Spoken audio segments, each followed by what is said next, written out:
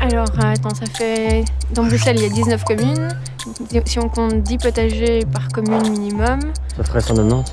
plus les potagers collectifs et ceux des particuliers, plus les activités qui se développent à Bruxelles. 500 serait un bon chiffre. 500, ça me paraît pas mal, ça serait Moi bien. aussi. Oh, que 300 Bah, ouais, un peu étonnant. C'est un peu dommage pour Bruxelles, mais c'est un bon début.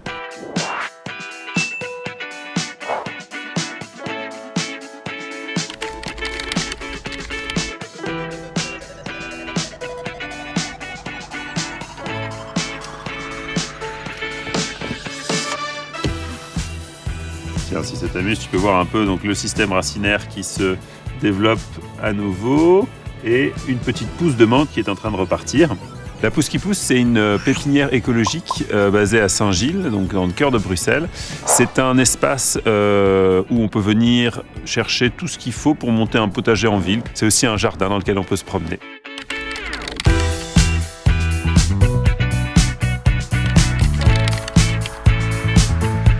Qu'est-ce que c'est que cette plante? Ça, c'est de la menthe aquatique. C'est donc une des nombreuses variétés de menthe qu'on peut trouver. Comme son nom l'indique, celle-là pousse plutôt dans les milieux marécageux aquatiques. Elle a des propriétés gustatives très similaires à des menthes plus communes comme la menthe verte, par exemple, qu'on utilise pour faire des thés ou des pâtisseries ou des cocktails, d'ailleurs, maintenant, de plus en plus. Je viens en tant qu'acheteur pour venir me fournir, mais également en tant que bénévole. On travaille ensemble depuis l'apparition de Sky Farms. Est-ce que tu sens comme si tu avais gobé un mentos? Ouais, on dirait une chic. Ouais, c'est un peu ça, comme une chic. Elle est un petit peu plus pimentée peut-être qu'une menthe classique. J'aime bien donner un coup de main pour rempoter, pour semer et pour simplement profiter de cet espace qui est assez exceptionnel dans Bruxelles. Ah, tiens, regarde ici, on a les groseilliers qui sont encore tout jeunes évidemment. Alors tu vois, on voit les petits bourgeons de la plante qui est prête à repartir et on est quand même sur un gros pot parce que pour les vivaces comme ça, elles ont vocation à devenir quand même grandes, donc elles font des beaux systèmes racinaires bien profonds.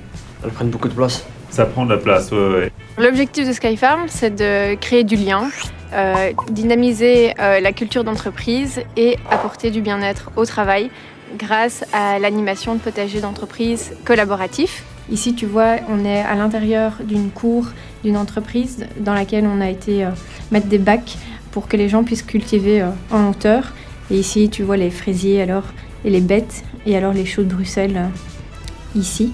Et combien de temps ça vous prend pour faire tout ça? Alors, il y a d'abord beaucoup de discussions avec l'entreprise pour voir ce qu'elle veut faire.